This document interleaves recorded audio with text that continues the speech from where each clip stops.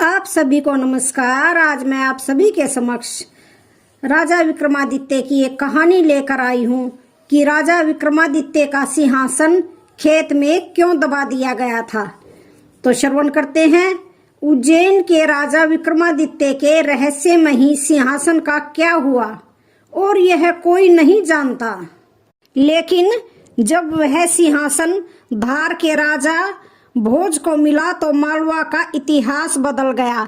इसके बाद से एक नई परंपरा तो प्रारंभ हुई ही, साथ ही दुनिया को सिंहासन बत्तीसी की दिलचस्प कहानियां भी मिली।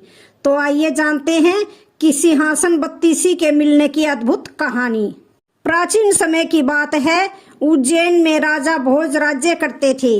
वह बड़े दानी और धर्मात्मा थे। उनके बारे में प्रसिद्ध था कि वह ऐसा न्याय करते थे कि दूध का दूध और पानी का पानी अलग हो जाए। नगरी में एक किसान का एक खेत था जिसमें उसने कई प्रकार की साग सब्जियां लगा रखी थी। एक बार की बात है कि खेत में बड़ी अच्छी फसल हुई। पूरी जमीन पर तो खूब तरकारियां आई, लेकिन खेत के बीचों बीच थोड़ी सी जमीन खाली रह गई। हालांकि किसान ने उस जमीन पर भी बीज डाले थे, लेकिन वहां कुछ नहीं उगा। किसान ने वहां खेत की रखवाली के लिए एक मचान बना लिया। जब भी किसान मचान पर चढ़ता, अपने आप चिल्लाने लगता, कोई है, राजा भोज को पकड़ लाओ और सजा दो। मेरा राज्य उसने ले लिया है। लाओ, जल्दी लाओ, जल्दी जाओ। सारी नगरी में यह बात आग की तरह फैल गई और राजा भोज के कानों में पहुंची। राजा ने कहा, मुझे उस खेत पर ले चलो।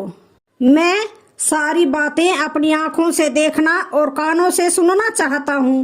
राजा भोज जब उस जगह पहुंचे तो उन्होंने भी वही देखा कि किसान मचान पर खड़ा है और कह रहा है, राजा भोज को फौरन पकड़ लाओ और मेरा राज्य उससे ले लो। यह सुनकर राजा चिंतित हो गए। चुपचाप महल में लौट आए। उन्हें रात भर नींद नहीं आई। सवेरा होते ही उन्होंने राज्य के ज्योतिषियों और जानकार पंडितों को इकट्ठा किया। उन्होंने अपनी गोपनीय विद्या से पता लगाया कि उस मचान के नीचे कुछ छिपा है।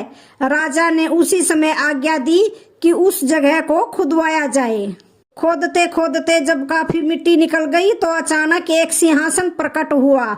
सिंहासन के चारों ओर 8-8 पुतलियां यानी कुल 32 पुतलियां खड़ी थी। सबके अचरज का ठिकाना न रहा। राजा को खबर मिली तो सिंहासन को बाहर निकालने को कहा, लेकिन कई मजदूरों के जोर लगाने पर भी वह सिंहासन टस से मस नहीं हुआ।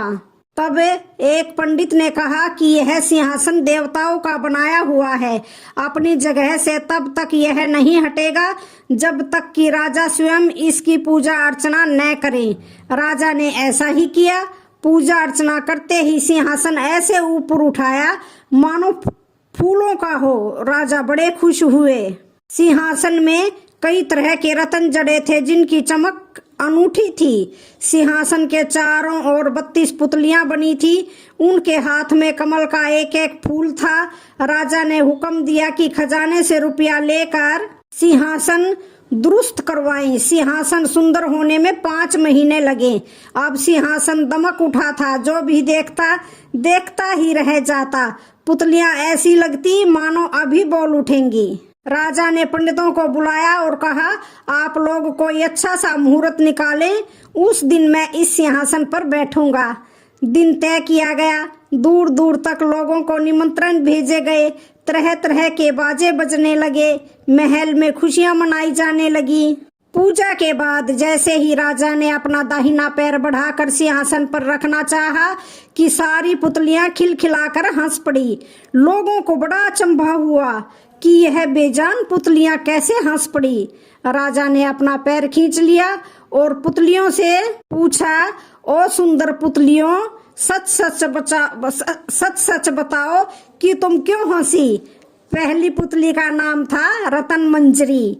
राजा की बात सुनकर वह बोली, राजन, आप बड़े तेजस्वी हैं, धनी हैं, बलवान हैं। लेकिन इन सब बातों का आपको घमंड भी है। जिस राजा का यह सिंहासन है वह दानी, वीर और धनी होते हुए भी विनम्र थे, परम दयालु थे। राजा बड़े नाराज हुए।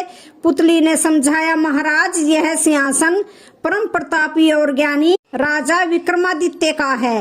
राजा बोले, मैं कैसे मानूं कि राजा विक्रमादित्य मुझसे ज्यादा गुणी और पराक्रमी थे। पुतली ने कहा, ठीक है, मैं तुम्हें राजा विक्रमादित्य की एक कहानी सुनाती हूँ। सिंहासन बत्तीसी की पहली पुतली रतन मंजरी ने सुनाई एक कहानी। इसके बाद एक एक करके 32 पुतलियों ने राजा विक्रमादित्य की महानता और शिक्षा की कहानियां सुनाई। 32 पुतलियों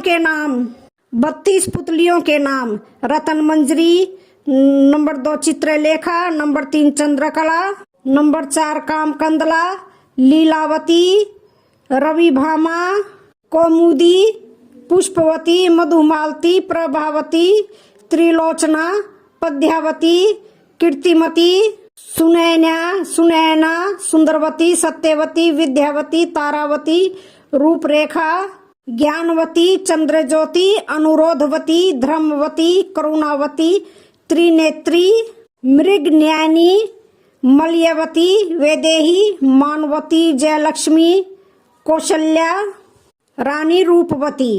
राजा भोज का परिचय। परमार वंशीय राजाओं ने मालवा के एक नगर धार को अपनी राजधानी बनाकर 8वीं शताब्दी से लेकर 14वीं शताब्दी के पूर्वार्ध तक राज्य किया था। उनके ही वंश में हुए परमार वंश के सबसे महान अधिपति महाराज भोज ने धार में 1000 ईस्वी से 1055 ईस्वी तक शासन किया। महाराज भोज से संबंधित 1010 से 1055 ईस्वी तक के कई ताम्रपत्र, शिलालेख और मूर्ति लेख प्राप्त होते हैं। भोज के साम्राज्य के अंतर्गत मालवा, कोंकण, खानदेश, भिलसा, डूंगरपुर, बांसवाड़ा, चित्तौड़ एवं गोदावरी घाटी का कुछ भाग शामिल था। उन्होंने उज्जैन की जगह अपनी नई राजधानी धार को बनाया। राजा भोज को उनके कार्यों के कारण उन्हें नव साहसक अर्थात नव विक्रमादित्य भी कहा जाता था। महाराजा भोज इतिहास प्रसिद्ध मुंजराज के भतीजे व सिंधुराज के पुत्र थे। उनकी पत्नी का नाम लीलावती था। तो आज की कहानी का यहीं पर समापन होता है। वीडियो अच्छी लगे तो चैनल को लाइक, शेयर, सब्सक्राइब